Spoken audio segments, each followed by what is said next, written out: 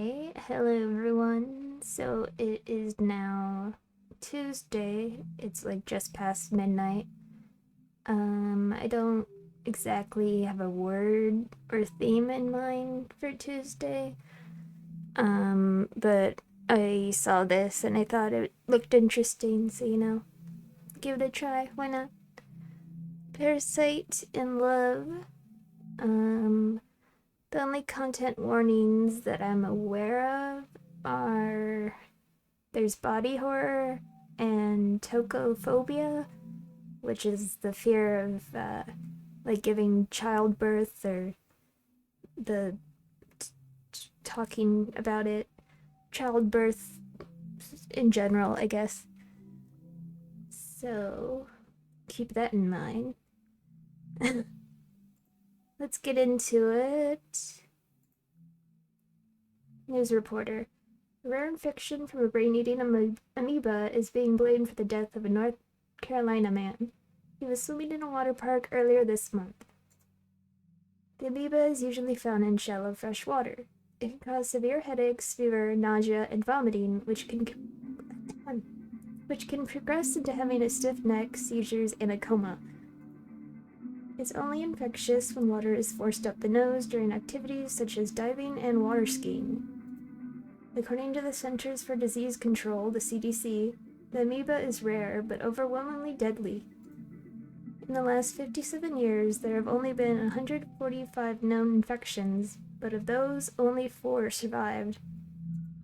The CDC says the illness is particularly difficult to treat because it is notoriously hard to detect and progresses so quickly. Sorry, my voice. The next time you go swimming, wear a nose plug and avoid activities that involve being fully submerged in freshwater areas. This is Gabe Stewart, NBS News.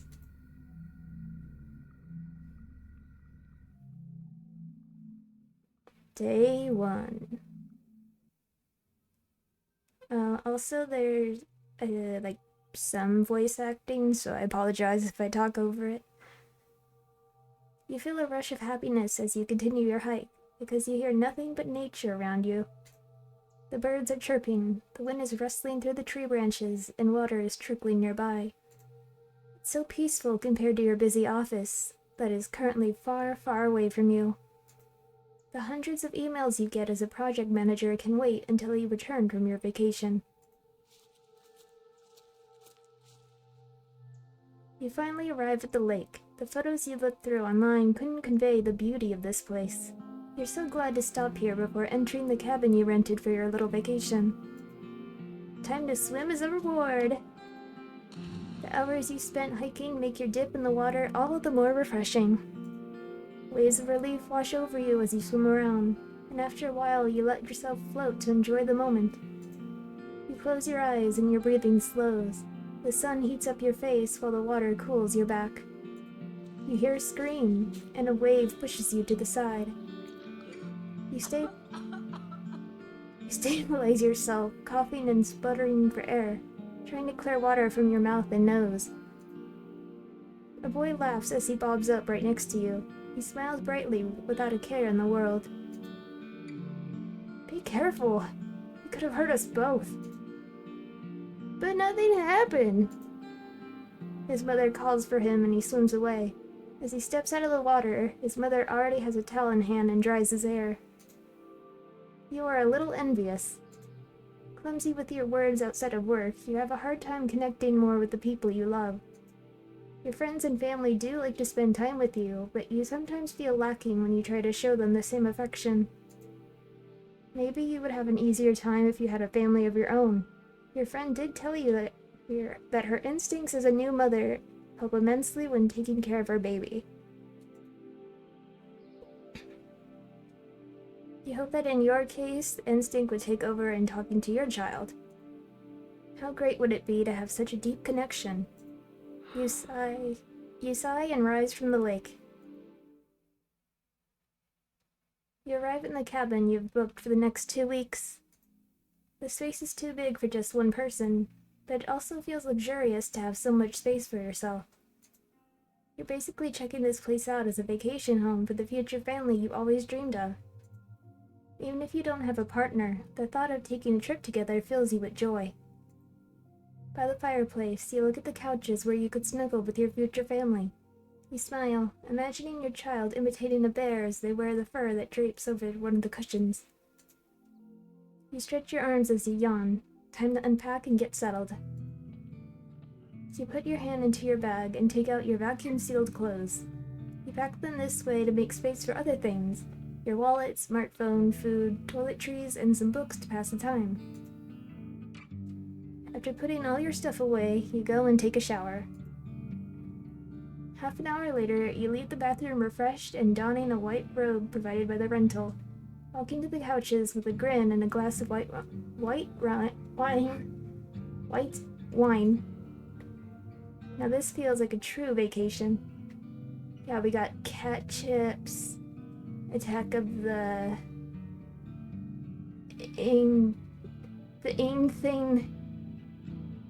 I don't know what that says. I clicked out of it. No, this, okay. Spoogle. You take your phone out and check it out of habit from your job. You have messages from your dad, mom, coworkers, and friends. Your dad always sends short messages like cloud with a photo of the sky attached. You must have inherited his blunt way with words. Awesome, thanks, Dad. She likes to nag and remind you to do things, even though it's been years since you moved out. It can be annoying, but you know she's doing it with love. Oh, I wasn't paying attention with the dad one, but... Marlo, when are you coming home? You can't just leave for months, my dear. I bet you need some fresh vegetables from our garden, too. Let's see. Coworker. Have you seen my last email? You immediately regret looking at this.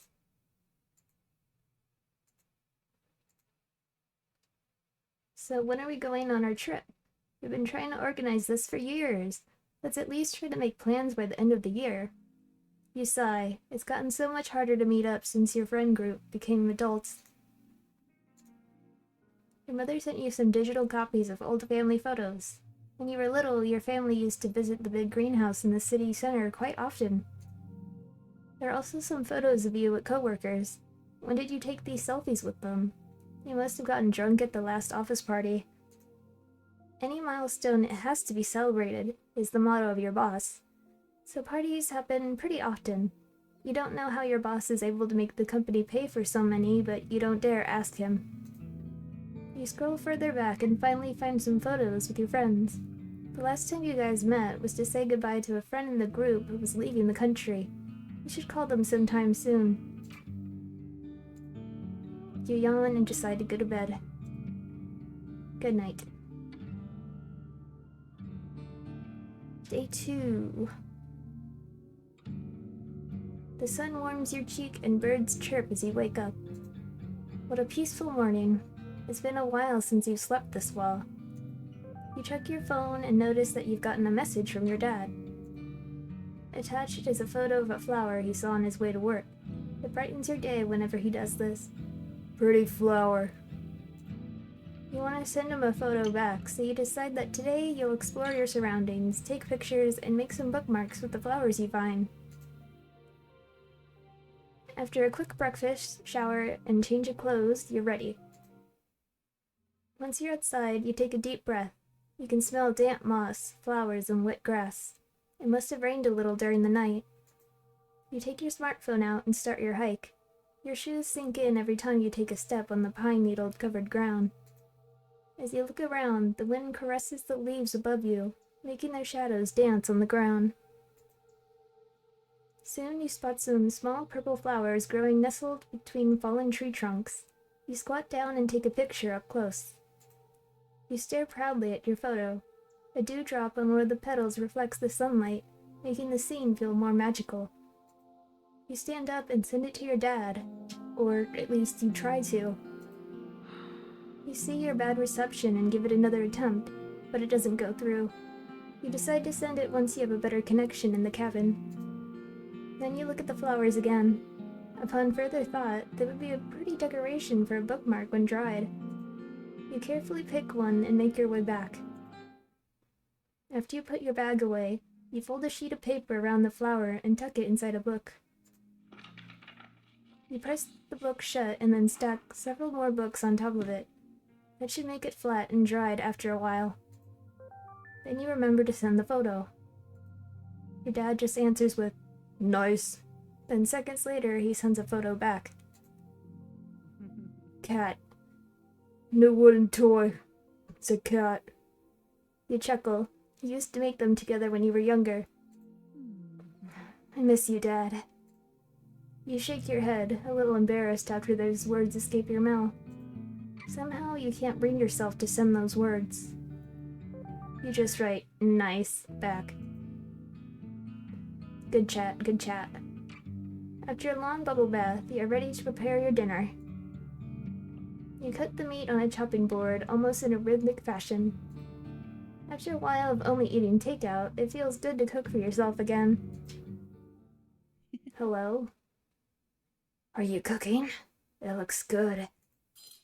You let go of your knife too fast, and it clatters onto the counter. You whip your head around. No one was there, but you had clearly heard a voice. Slowly you move around the cabin, peeking into each corridor, but you find no sign of anyone else in the house. Still anxious, you go back to the kitchen. You start the stove and sear the meat in a pan. The fat glistens and the smell makes your mouth water.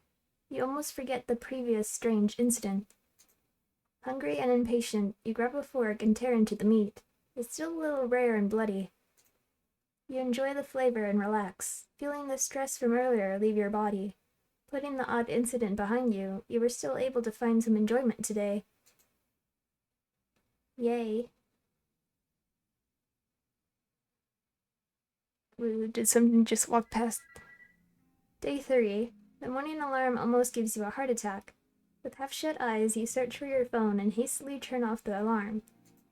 You sit up and massage your temples. It's been a while since you had a headache this bad. Sluggishly, you crawl out of bed and make your way to the kitchen. You brew some tea in hopes that it'll help and take it with you to the living room. Are you feeling off because of all the hiking you did? Or was it the rare meat? Probably the meat. Several hours later, you breathe heavily as you lean against the cold white ceramic of the toilet. The last time you had to vomit was after the last office party, after securing a multi-million-dollar deal for the company. The constant flow of alcohol was the only thing making the loud music bearable, but the next morning you had the hangover from hell. You can't remember much else. I guess I'm checking the kitchen for bad food. You know, you bought the food just before your hike, but you can't help but suspect that something you ate might have gone bad. No, not the bread or anything else in the kitchen. It's all fresh. Was it really food poisoning? Could it be some suppressed stress from work finally resurfacing? Or was it too much sun after being holed up in an office for so long? You grab your phone and sit down on the couch. You decide to research some more with your phone and open your browser in order to look up your symptoms. Oh, never do that. Okay.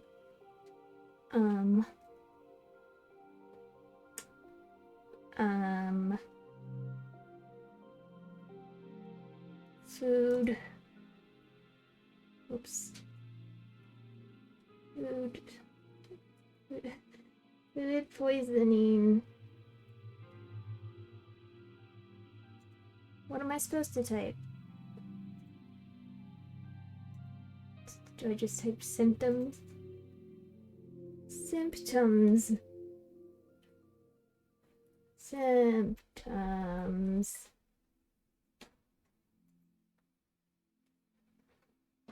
Okay. Maybe you should call a doctor now. Just when you're about to type in a number, your hand seizes up. Your phone falls onto the couch.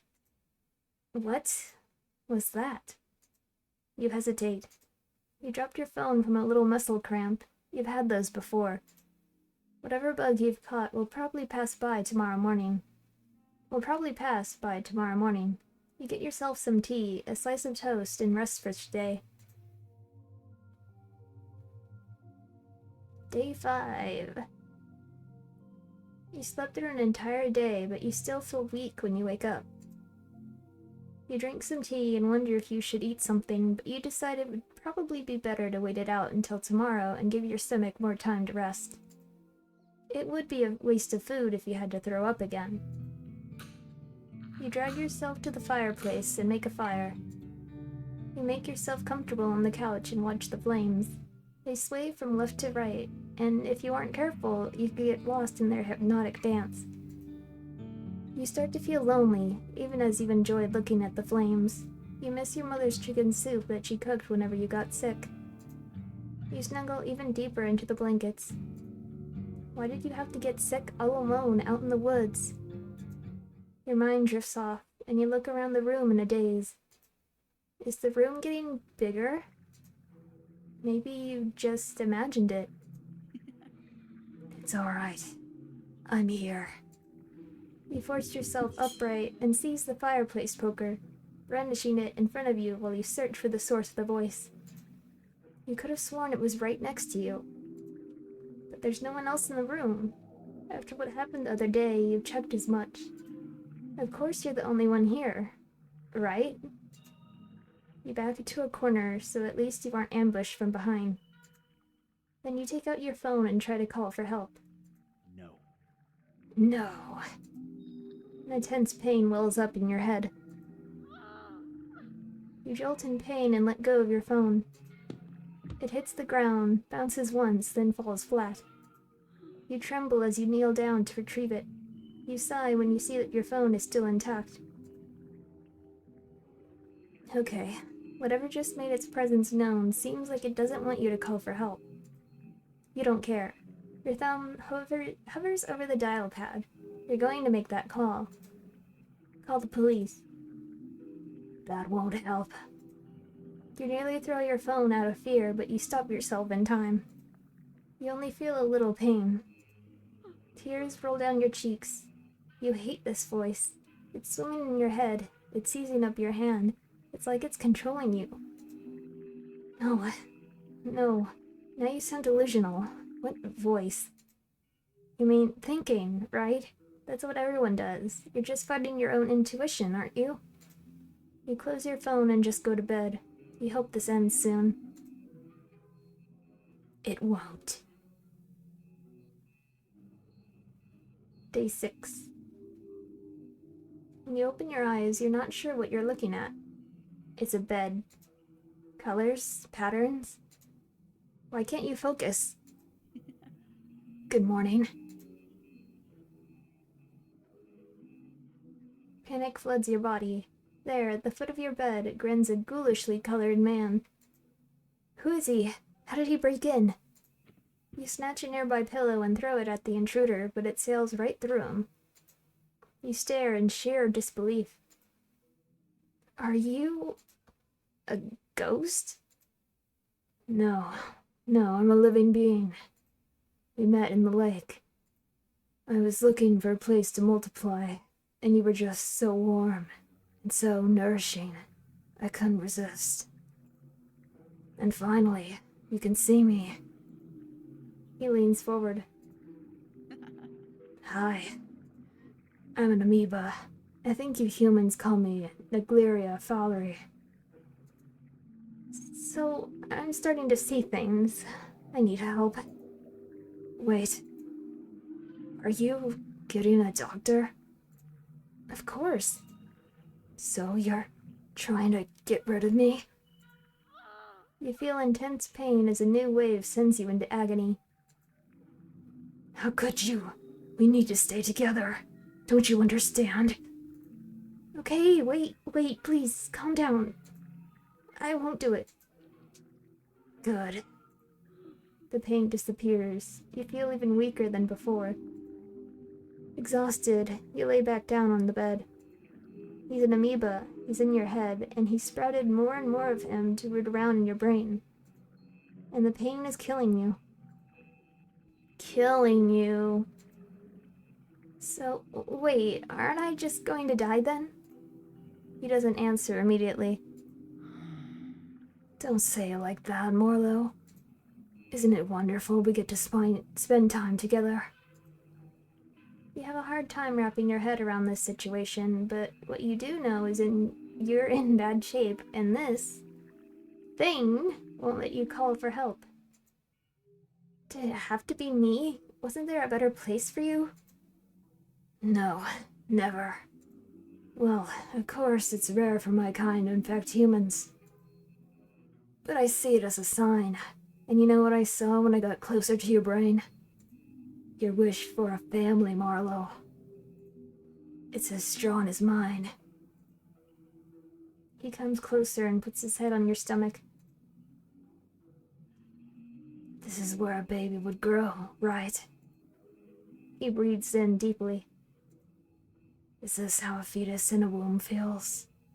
Why would they ever leave their mother's body? It's so warm and comforting inside you humans. A shudder runs through your body. You want to hit him and push him away, even though you know your hands would phase through him. To make this new family arrangement easier for you, I'll even let you call me Niall. Like your unrequited love from your university days. You can dig into your memories? I can offer you everything you couldn't have, but always wanted. Why are you frowning? Not happy? You put on your poker face. Who would have thought that your days dealing with rude stakeholders would come in handy for something like this? No, it sounds good. Really good. Right? But suddenly, his smile fades. He stands up and looks at you with worry. You're getting weaker. And you were enjoying yourself so much, too. It made me smile. What was that drink you had? White wine? Yes.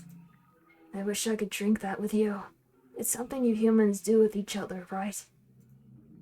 Well, I guess we just have to take what we can. Is there something we could do together? How about I sit with you at the dinner table? Is this him playing house with you?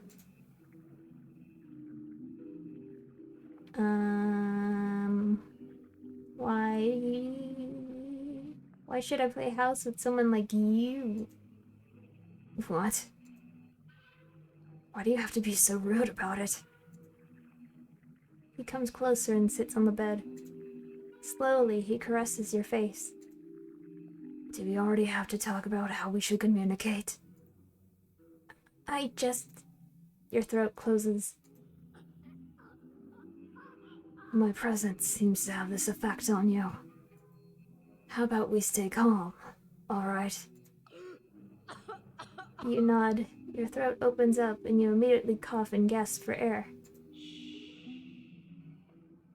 Shh. It's alright. It's alright. Now, let's go to the dining table, alright? You need your breakfast after all. You walk to the kitchen when Niall follows you. You can feel his gaze on you. Your hand reaches for the pantry, but Niall interrupts you. You can't just eat bread alone. You're already weak. How about something more filling? I will also try to lessen the nausea, so please. For us. You clench your fist. That's rich coming from him. You turn to the fridge and take out some eggs. You're fine if I make some scrambled eggs, right? Yeah, that sounds better.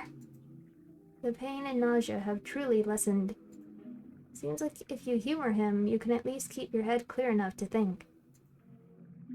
You hear Niall hum as you crack open some eggs and turn on the stove. Curiosity gets the better of you, and you glance at him as the eggs sizzle.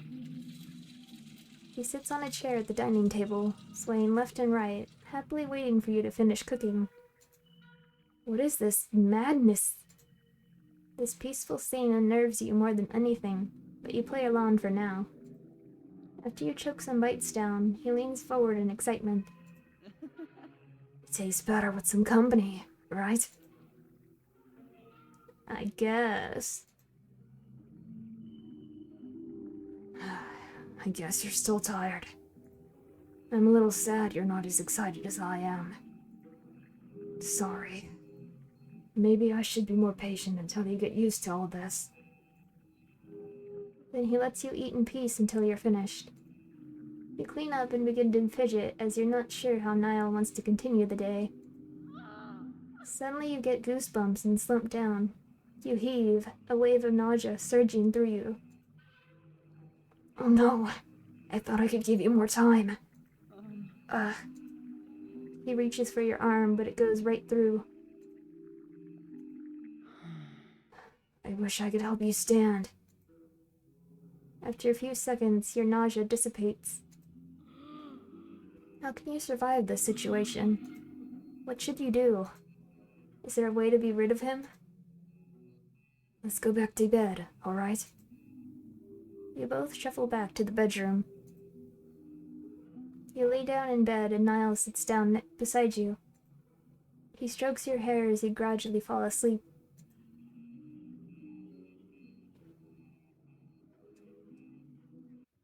You hardly slept and still feel weak. Your neck is very stiff, and the weird colors appear again before your eyes.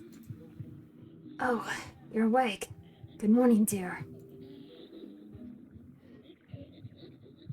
You turn your head and see multiple Niles next to the bed. I don't like these angry ones.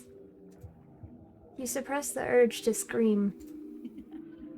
Here, I wanted to show you what our children inside you look like. There's even one that looks like you. Here. What the He puts a blob of blue mass on your lap. The way it gurgles and cries, it sounds desperately like a human baby. It coughs and some blue spit runs down its cheek. Isn't it cute? No. No. What? Don't call this a baby. You don't have to look at it like it's vermin. You turn around and hide inside your blankets. Leave me alone, I beg you. At least for a bit. Okay. Just go eat something later, okay? And then, silence. After a few hours, you reluctantly sit up. Your grumbling stomach won't shut up. While you walk to the kitchen, you assess your situation and try to think of a plan. Niall won't let you call a doctor nor other help. He loves acting like a husband to you. If you humor him, he will try to lessen the effects of the infection. But if he stays, you will certainly die. You arrive in the kitchen and Niall shows himself. So you have enough strength to eat now. Great. How do I get out of this? Is there a way to somehow use his fixation on family against him? A slight headache interrupts your thoughts. What are you thinking so hard about? It's like something's moving around inside your head. What are you doing? I just want to know what you're thinking. You try your hardest to think of something positive about Niall. You can't risk him seeing what you truly think. If only you didn't exist. You're really cruel. It hurts, Marlo.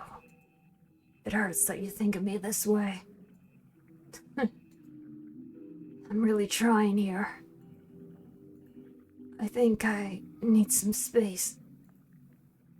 Then he disappears. Anxious about the way he left, you eat something and drink some tea. At least the nausea hasn't set in again. Should you just run out of the house? Could you chance the woods and find somebody to help? You hurry towards the front door. Where are you going? Of course, he's still there. Maybe you would like to take a walk with me? Marlo, you're weak.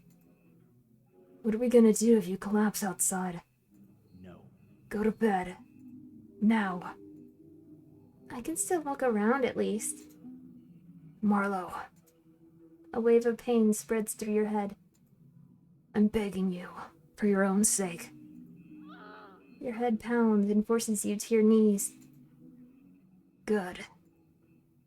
The pain stops. As a tear runs down your cheek, you go back to bed. You pray that tomorrow you will find the strength to defy him. Not gonna happen. You wake up in your weakest state yet. Your skull feels full and ready to burst. Your heavy limbs struggle to move on command. Your breathing is dry and ragged, and you're attacked by shivers from a sweltering fever. You don't have much time left. You steel yourself and decide that you have to push through, no matter how upset he gets. You have to at least try.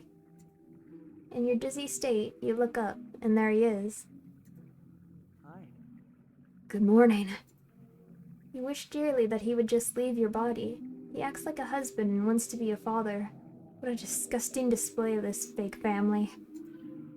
Wait, a father? Niall, I have a question. Yes? He strokes your hair as he speaks. How you wish you could smack his hand away. Why do you want to be a father? Well, I sort of already am, right? I believe I'm pretty good at it.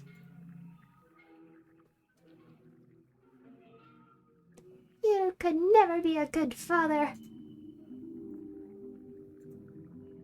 You're just an amoeba. You just multiply and copy yourself.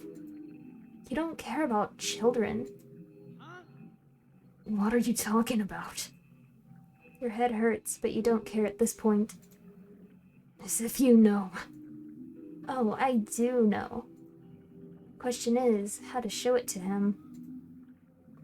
You haven't really moved much. Are you too weak to stand up today? Is it even too hard to talk now? How about I dig deeper and see for myself? You feel something pushing and pulling inside your head. Show your memory of your university crush. Show him you long for something real and not whatever Niall is trying to be. You remember the real Niall smiling. You loved his sarcastic humor, how easily he offered his help, and how soft his voice was when he had to calm you down. Despicable. Is that it? You want something more real? A human who never loved you back in the end? You deserve better, Marlo. But I guess you don't believe that's me. I can't take this. He disappears. You hope he's gone completely, but you fear that's not the case. Day 10. When you open your eyes, Niall looms over you, or at least you believe it's him. You finally woke up. Oh, hello. You're talking. His voice is cold. Gone is every ounce of affection he had ever expressed before. Your body stiffens as panic and fear overtake you. You want to move, you want to run, but your body doesn't listen. You can only shake before him like a fawn before a wolf. Niall sighs. I really, really wanted to believe you. I was hopeful, you know? It's so rare my kind gets to be with you humans. So I thought we were special. I thought I could build a home with you. A family full of love. He grabs your wrist and pulls you up. But you just couldn't accept me. You had to treat me like vermin. And even went so far as wanting to get rid of me. You know that it's a death sentence for me. You get medications, right?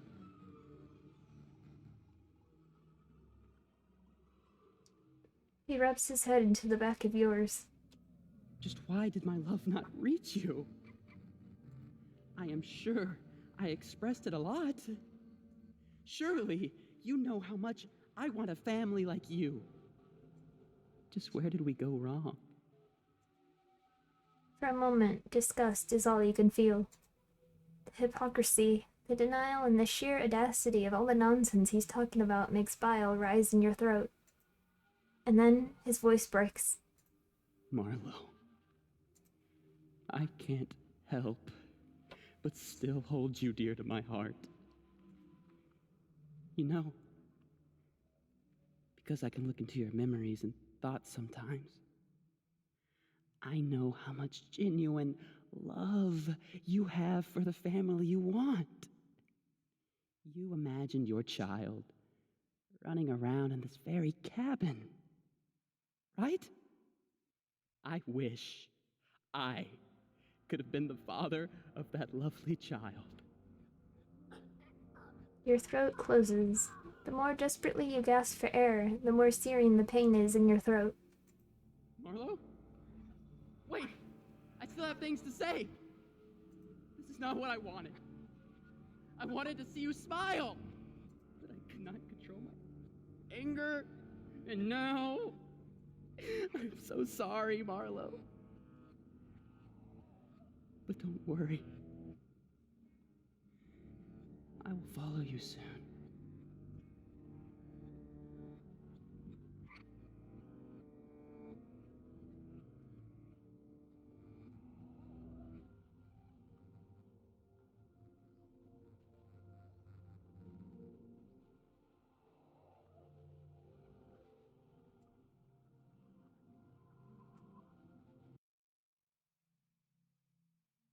Oh no, it's red. Not sure what ending. Okay, so that's the broken heart ending.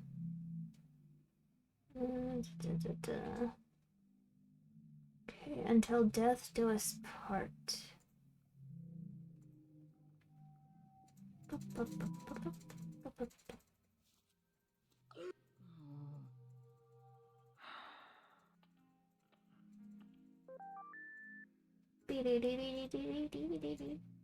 Enjoy your vacation. Thanks. Blah blah blah blah. Good night.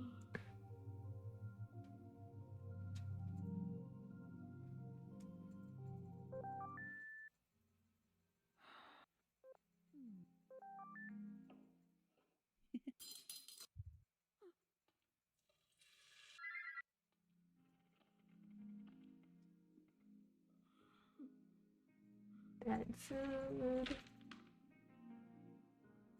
Don't know what you want me to write you. Symptoms of food poisoning. Oops.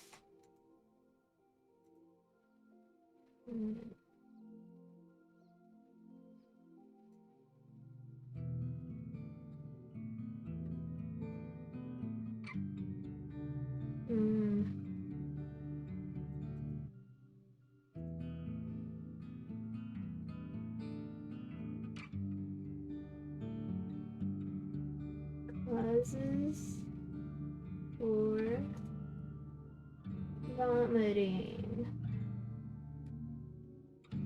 The results suggest vomiting might have been caused by an infection, food poisoning, motion sickness, brain injury, or migraines. If it lasts for more than 2 days, you should call a doctor. Maybe you should call a doctor now?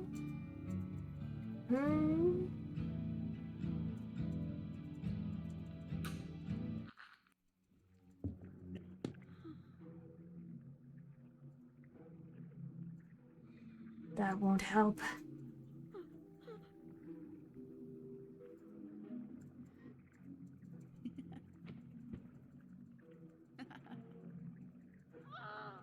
Rar.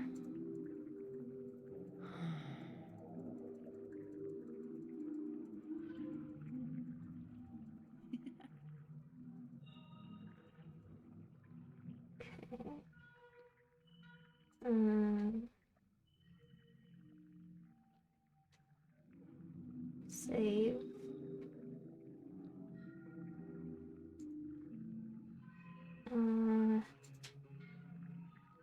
Hold on, let me turn up his voice.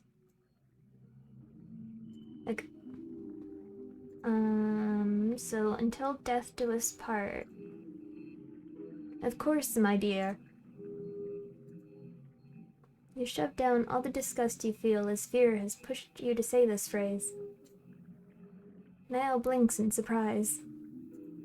Then he smiles at you in pure bliss. Oh God, now I'm all flustered. Let's go then. After you. You walk to the kitchen while Niall follows you. You can feel his gaze on you. You can't just eat bread.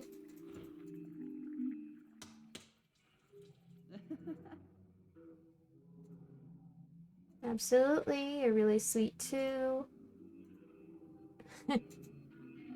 He continues to hum. I'm happy that there are at least some things we can do together. What else? Oh, is it possible for us to watch something together later? I saw glimpses of... what was it? Movie dates in your memory? My phone's a little small for us to watch something together. Okay. With mixed feelings, you turn back to your plate, thankful that he at least lets you eat in peace until you're finished. You clean up and begin to fidget as you're not sure how Niall wants to continue the day. Suddenly you get goosebumps, nausea. Oh no, I thought I'd give you more time.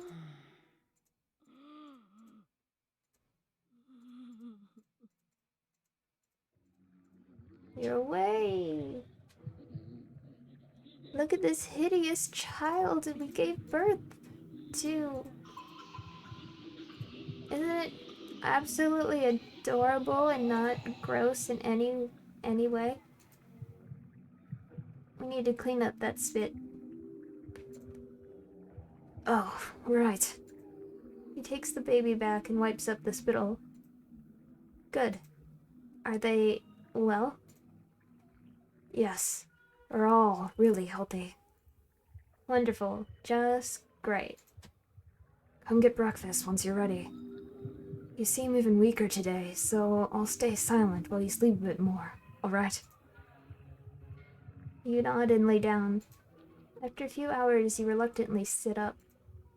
Your grumbling stomach won't shut up. While you walk to the kitchen, you assess your situation and try to think of a plan. So you have enough strength to eat now. I know what you're thinking. A lovely day to spend with my Niall. You charmer. He sounds absolutely delighted. The headache disappears and you sigh in relief. I think somewhere in your memories it's that a little caffeine helps when you have a headache. Yeah, coffee sounds great right now. You put a kettle on and shake some instant coffee into your mug. Then you take a yogurt cup from the fridge and get a spoon. Niall's eyes glimmer with excitement, as if he expects you to do some magic tricks. Is yogurt good? Yeah, it's sweet and cold, refreshing. After a while, you start to play with your spoon. Maybe it's better if you only eat a bit. You don't want to upset your stomach. Come on, eat a little more. Give me the bacteria that's in yogurt. We have more mouths to feed after all. The reminder makes you drop your spoon. What's wrong? Him. Everything about him and what he does to you. You stare at him with wide open eyes. You bite down hard on your lips to hold yourself back from giving him a piece of your mind. Are you angry? No, I know you're just worried. Well, we both want you to be healthy, right? So I'm allowed to be more worried about you, right? Sure. This is a nightmare. When the water's ready, you pour some into your mug. After adding some milk, you mix the coffee and drink it. Do you feel a little better? Yes. There's palpable tension between you two. Niall makes the first move, putting his hand on yours. Here, this might cheer you up. You see blue shapes glow and dance in the space between your hands. Do you like it? You slowly nod. Oddly, this beautiful dance of colors comforts you. It pains you that he seems to care despite being the cause of your suffering. Do you want to spend some time together in the living room? Maybe watch the fire in the fireplace? Niall sighs. Maybe sleep will help. I hope we can do something together tomorrow, Marlowe. Now, let's go. He walks beside you as you go back to your bedroom. Tomorrow you have to get it together, no matter what it takes.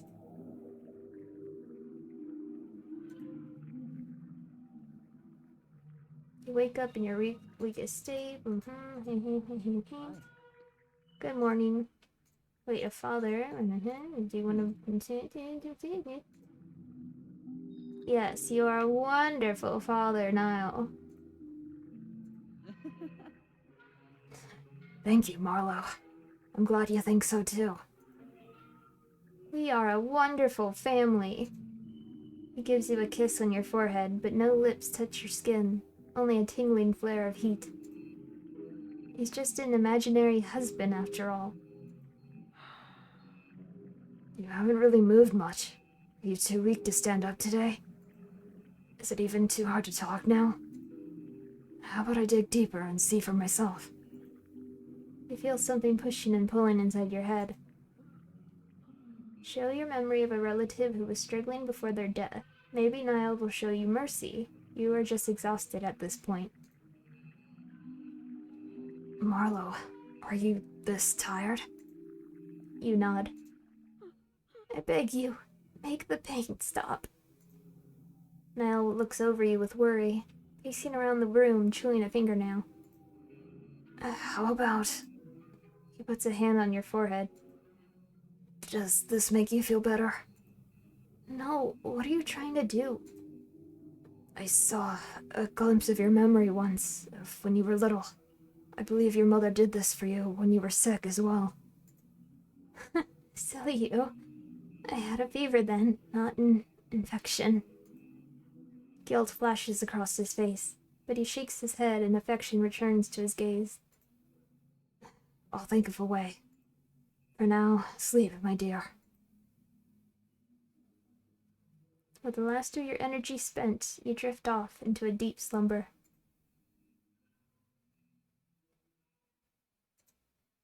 Your breathing is shallow as you wake up in your bed. Patterns dance in front of your eyes and you hear Niall humming. You know he's not real, but you still feel his warmth next to you. Is it comforting? Are you scared? It doesn't matter anymore. All you know is that you're experiencing him. Hope is gone from your mind. You can't tell illusions from reality anymore. You turn your head towards Niall and try to focus your eyes on him. Oh, how beautiful. He reaches out to you and caresses your hair. You must have turned and tossed around a lot in your sleep. The bed sheets are like a veil on you. Maybe this is the only way we can marry. I know we don't have a lot of time. I feel you getting weaker by the second. But don't worry. I am with you. Until death do us part. You feel him wrap you in his embrace. You never imagined that death would feel so warm. You slowly close your eyes as you hear Niall humming the wedding march.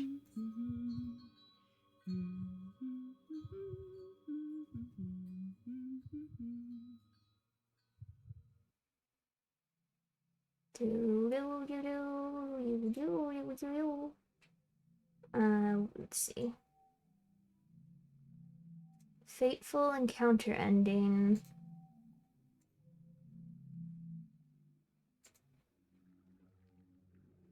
Course. It doesn't matter what I skip. Fateful encounter. I guess so.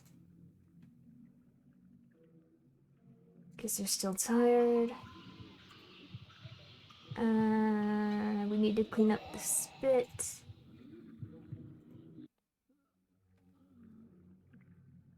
I'm assuming this is all the same stuff, right? Anyway. Doesn't matter what you say. Lovely day to spend with you, I guess.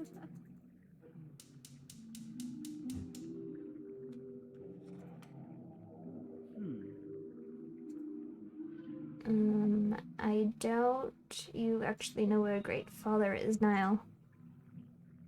What? Well, at least not in the human sense. I mean, how could you have learned if you had no one to teach you? Then tell me. Children take priority. Do you think I don't know that? How many of your decisions are for your own survival? How much of this is really for the survival of our children? Good. He's getting insecure. You haven't really moved much. Are you too weak to stand up today? Is it too hard to talk? Show your memory of your dad. Show him what a great example he is. This has to sway Niall's mind. You remember your father and his big, calloused hands. You stood next to him, barely reaching his waist, as you both worked on a wooden toy. He looked away for a second, and you took that chance to use the grinding machine. After all, your father always looked so cool when he used it. Just in time, he pulled you away, injuring his own hand, but he just smiled and sighed. Huh, my little cheeky angel. Don't ever do that again, alright? You're so cruel, Gnarl. If I was a human, I could be the husband you want, the best father for your children. But there's no way to follow his example. I can't even help you stand up. I'm just a small organism. He looks completely broken, sitting on the ground like a lost child.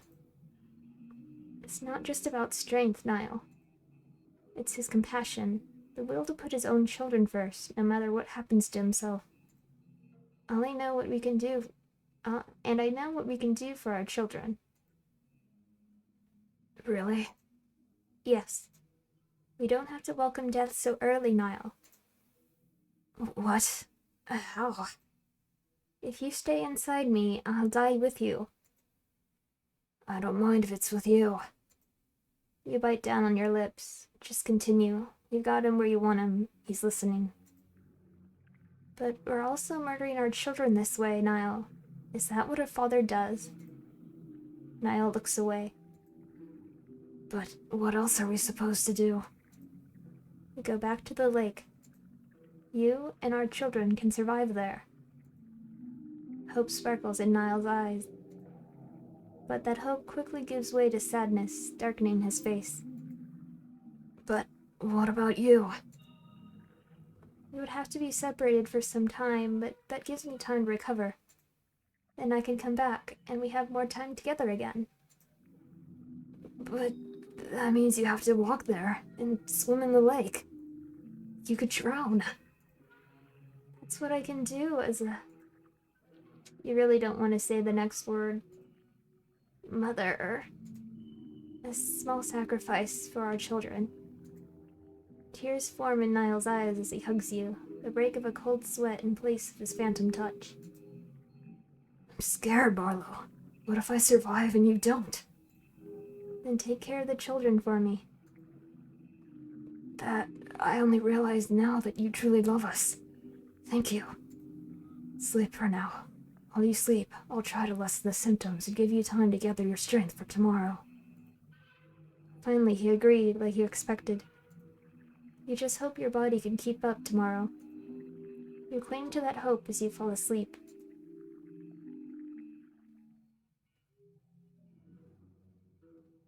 You take a deep breath as you open your eyes. Niall stands in the corner, looking worried.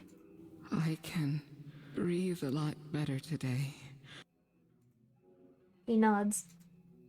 You convinced me that we should try the lake, so the least I can do is lessen the pain. But your body is still in bad shape. You will still see hallucinations, Marla. Are you sure you want to do this? You nod. This is the only way for us, Neil. Niall.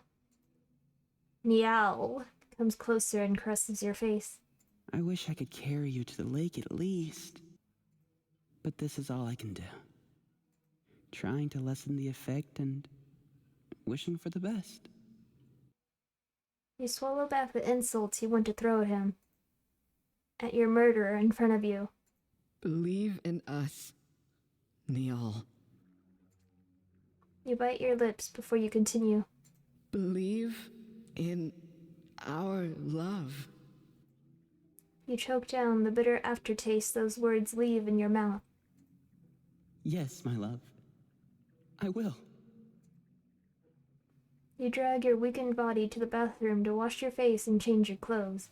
Then you enter the kitchen. After you force all of one bite of toast down your throat, you're finally ready to go out. Just days ago, you were so happy to hear birds chirping here. Now you have to try your best to not turn this into your last hike of your life. Although the colors are less aggressive than they've been for the past few days, you still see patterns dance in front of your eyes. The forest is changing in shape, and sometimes the sounds are piercing to your ears, but you force yourself to ignore it all to just focus on walking. You are so brave, Marlo.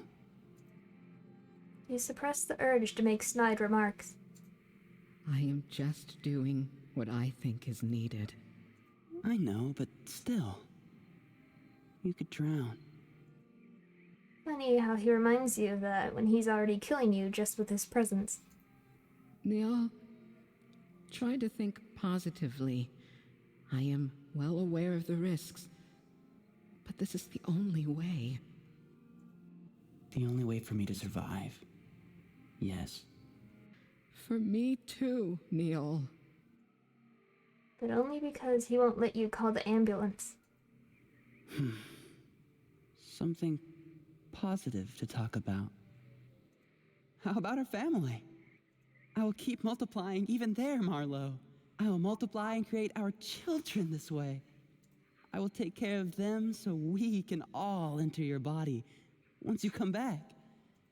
It will be the family we both wanted, and with even more time to spend with each other. Like you said, we don't have to welcome death so early. But I am still worried. It is so rare that my kind infects you humans. So even when you come back... Don't worry. Just believe in our love. It is truly a special one. It will overcome the odds. Right. You will never return to this place, though. But Niall cannot know this. Were he to sense your deceit, he would unbury the truth in your mind. There we are. You reach for the nearest tree and lean against it. You've arrived at the lake where you got infected. To think you would come back here in order to survive. Careful, dear. You take off your clothes and enter the water. What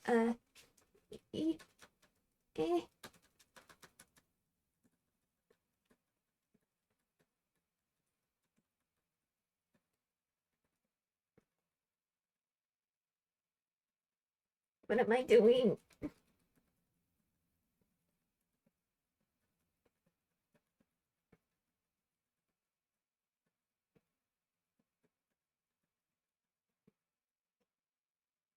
My God. You burn your wish to move into your limbs, but they only respond in small movements. Panic takes hold as you try to not sink. You hear a Niall, faintly through the water. Marlo! Marlo, please! Stay with me! This is far enough. I can go from here. As you try to stabilize yourself, you feel your body rapidly change in temperature. You scream in agony as your nerves bear burning fever and icy chills before you hack up the water you swallowed. After several excruciating moments, you can feel heat across your entire body. In a haze, you see tiny blue patterns leave your skin and disperse into the water. Seeing those tiny amoebas leave your body fills you with joy. Finally, you are free of him. But then a small spot on your hand doesn't move for a few moments. You freeze and pray he hasn't heard your thoughts. Please come back to me, Marlo. He hasn't discovered your plans. At last, you give him a genuine smile. I will. Please. If not for me, then for our children. Of course. I love you, Marlo. I always will. Me too. He whimpers and in a broken voice says his last words.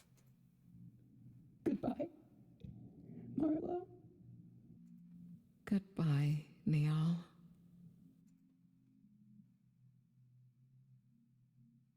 The blue color fades and the heat along with it. You gather all your strength again and swim to the lakeside. You can't help but move away as fast as possible, out of fear it might reinfect you. As soon as you touch the earth, you crawl out and cry.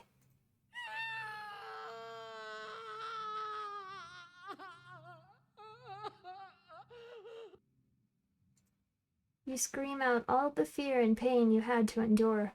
Tears fall and you can't stop yourself from falling apart.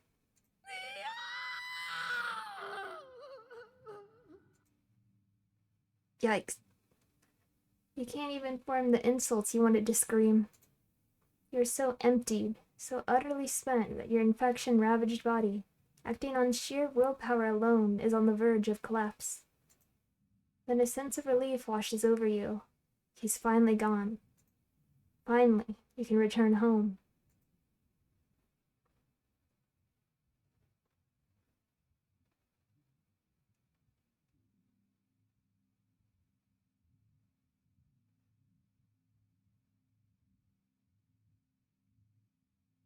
Yay.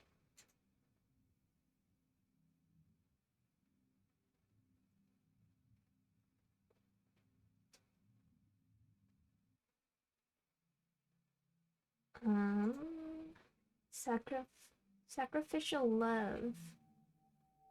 Same as this, but fail at the A and D section.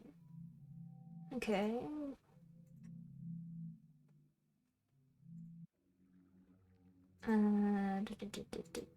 Does it matter? Guess so.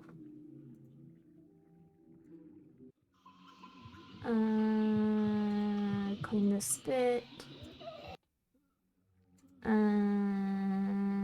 Doesn't matter. I doubt you know what a good father is.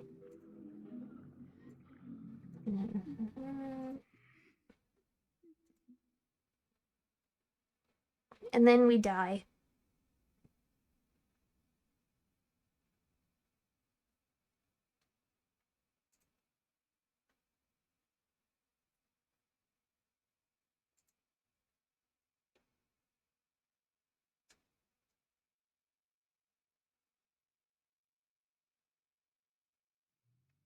You've become too weak. Your body no longer listens, too ravaged by the infection.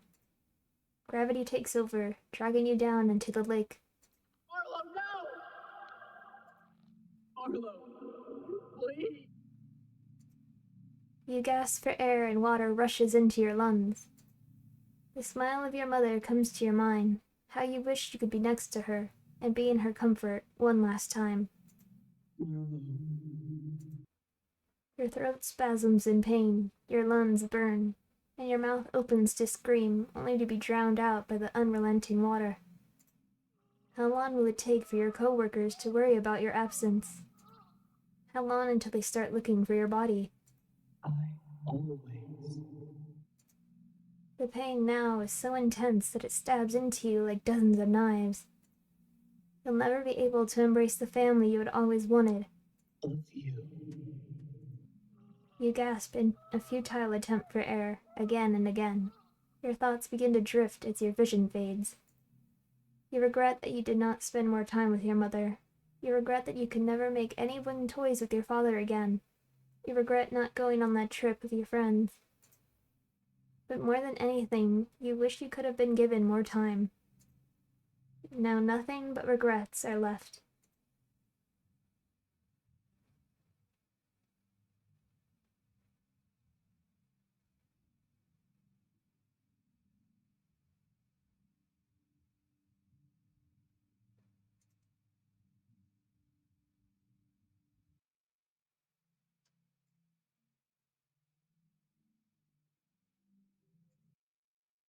believe that's everything.